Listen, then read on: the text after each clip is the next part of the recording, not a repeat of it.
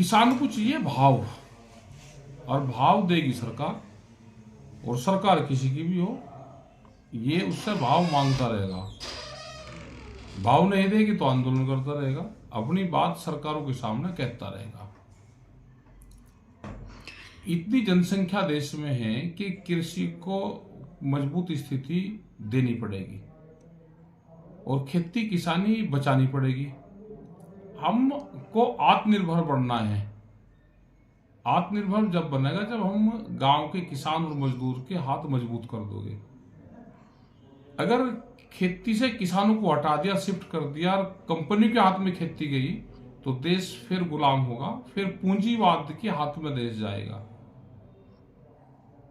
उससे बचाना है तो हमको गांव को मजबूत करना पड़ेगा, हमको मजदूर को मजबूत करना पड़ेगा, देश के आदिवासियों को मजबूत करना पड़ेगा।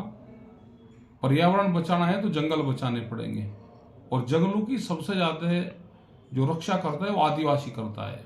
हम जितने यहाँ के प्लेन के लोग हैं जो जंगलों से बाहर रहते हैं, हम दिखाने के लिए जंगलों की रक्षा करते हैं, पेड़ लगाते हैं, हम प्रचार प्रसार करते हैं, लेकिन असली जंगल में रहने वाले लोग वो पर्यावरण की रक्षा करते हैं। आप बिहार से लगाकर आंध्र प्रदेश तक जो जंगल क्षेत्र है, आदिवासी हरिदेव की पूजा करते हैं महाराज जी। हरिदेव बोलते हैं जंगलों को, तो उसकी पूजा करते हैं जंगलों में, और वो पेड़ नहीं काटते। हमको जंगलों से बहुत चीज मिलती है, जैसे अमचूर आता है वो पूरा जंगल से आता है, इमली आती है, तेंदुपत्ता आता है, दूसरी चीजें आती हैं, बहुत जड़ी बूटी है, वो नेचुरल जंगलों से हमको मिलती है। तो हमको जंगल बचाने तो पर्यावरण भी बचेगा। तो इन सब चीजों पर काम करें, नशे पत्ती से दूर रहें।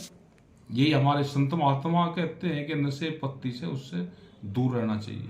क्या लगता है केंद्र और किसान के बीच समन्वय नहीं हो पा रहा है?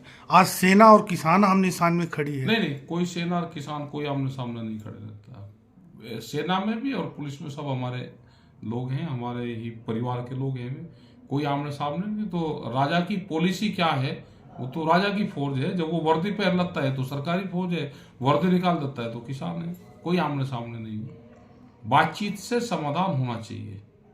केंद्र से वार्ता चल रही है, ऐसा सुनिए। वार्ता चली हुई है, अभी आज भी शायद उनकी बातचीत होगी। पंजाब वाले मामले में बात आज उनकी होगी।